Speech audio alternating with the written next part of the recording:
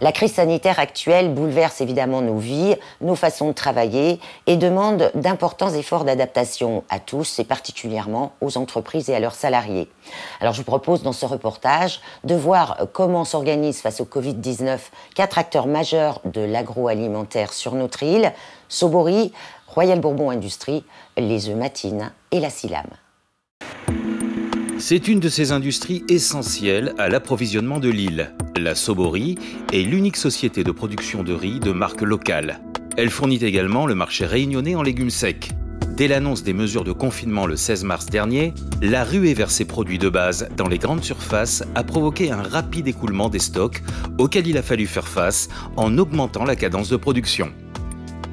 Comme en métropole, il y a eu un petit peu de panique et les gens ont stocké. Donc, nos clients ont été dévalisés et donc on est obligé de travailler plus que d'habitude et donc les équipes sont un peu fatiguées. Mais a priori, jusqu'à présent, on a pu livrer quasiment toutes les commandes. Aujourd'hui, nous, on ne voit pas de difficultés particulières. Il y a quand même une sécurité qui est liée à nos stocks. C'est-à-dire qu'une industrie ne peut tourner qu'avec des stocks. Et donc, par prévoyance, les industriels s'équipent, pour nous, de silos et pour d'autres d'entrepôts qui permettent de stocker la matière première. Donc ça, c'est une sécurité, effectivement, pour l'approvisionnement de l'île.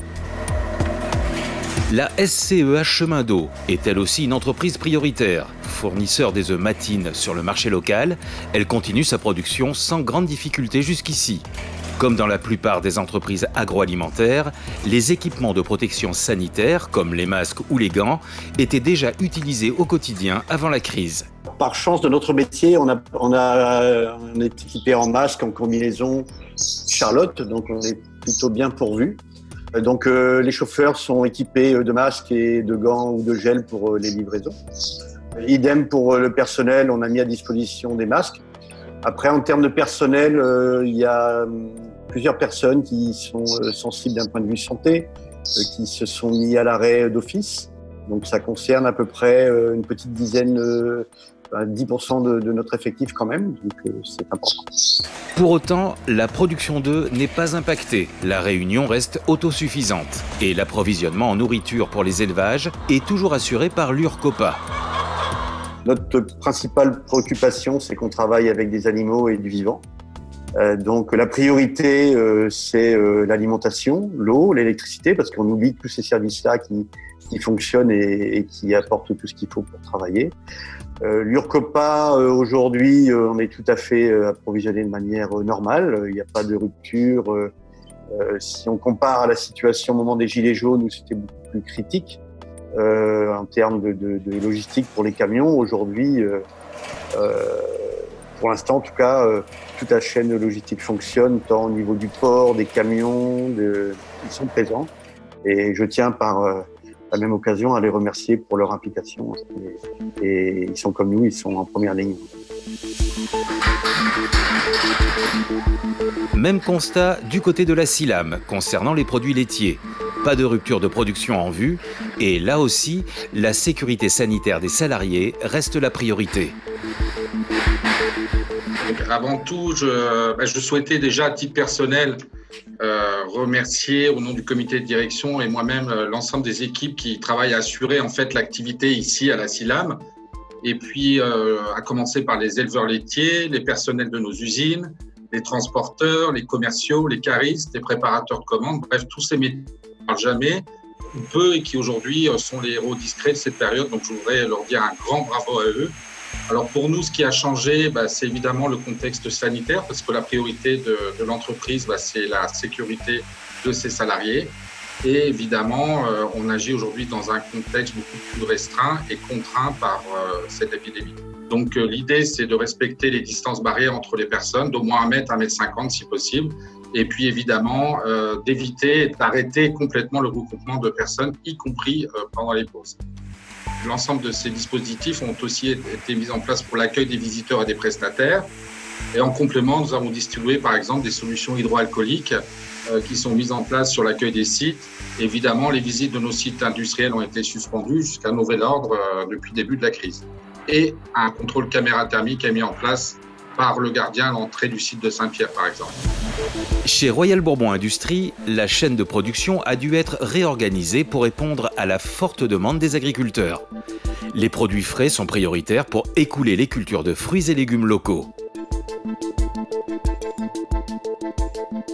On a été obligé de réorganiser et d'orienter nos productions vers les produits de première nécessité. Nous avons pris des dispositions en conséquence.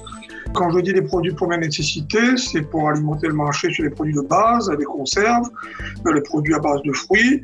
Et c'est dans cet esprit-là que la réorganisation s'est faite, compte tenu du fait que les planteurs ont besoin d'écouler une partie de la production. Il n'y a plus d'export. Bien évidemment, nous essayons de faire le maximum à notre niveau pour essayer de réorienter et de permettre la transformation des produits qu'on estime nécessaires pour alimenter le marché local. D'une manière générale, l'impact également qu'on a subi, c'est l'absence d'une partie du personnel aussi. Et ça nécessite à notre niveau de réfléchir à une réorganisation malgré tout du service production. Globalement, dans le secteur de l'agroalimentaire, c'est la très forte demande en grande distribution, avec la tendance au surstockage dans chaque foyer, qui perturbe le plus la production dans les entreprises. On s'est organisé en équipe pour que l'impact soit minimal et on travaille au quotidien pour maintenir une production soutenue parce que la demande elle-même est assez soutenue suivant les catégories et plus principalement dans les produits laitiers. Alors, nous commençons à prioriser les références dont les consommateurs ont le plus besoin. Donc, c'est important aussi de signaler que le début du travail est fait par les éleveurs laitiers, principalement à la plaine des Cafres et partout sur l'île. Il y a 58 élevages laitiers aujourd'hui qui continuent 2 fois par jour et 7 jours sur 7 à produire du lait frais pour les produits laitiers fabriqués quotidiennement par les industriels réunionnais. Donc, je voulais leur lancer un grand salut et vous dire que cette activité des laitiers continue à fonctionner aujourd'hui en respectant les règles de l'ARS et de la préfecture. On a une très forte demande dans la grande distribution, très très forte. Il y a plusieurs phénomènes à ça, je pense. Il y a d'abord, on est en période de carême, de Pâques, et donc ça chaque année c'est un pic pour nous. Ensuite, on a beaucoup de gens qui confinaient font des pâtisseries, des gâteaux, des crêpes et tout ça à la maison. Il y a aussi un effet, je pense, d'arrêt des cantines scolaires, de toute la restauration collective, qui fait qu'on a une très forte demande. Et puis, là où c'est plus préjudiciable, c'est qu'il y a un effet de stock. Et on voit bien, on a des gens qui achètent 1 ou 2 plateaux habituellement et qui peuvent en prendre 7, 8, 10 pour la famille, les amis ou tout simplement pour stocker, quoi. Et ça crée un déséquilibre entre la production et le marché. Au début de la crise, nous avions dû mettre des moyens supplémentaires pour pallier à la demande forte de livraison. Et on s'est rendu compte quelques jours plus tard que maintenant on est redevenu à un niveau normal, voire même en dessous, puisque maintenant la consommation va certainement être un peu tirée vers le bas après avoir eu un pic lié à la surconsommation momentanée des différentes personnes. L'effet Covid-19 aura jusqu'ici affecté ces entreprises essentiellement par l'absence de certains salariés en congé maladie. Dirigeants et salariés restent solidaires face à cette situation exceptionnelle, qu'ils espèrent temporaire et acceptent les efforts à fournir pour assurer la production.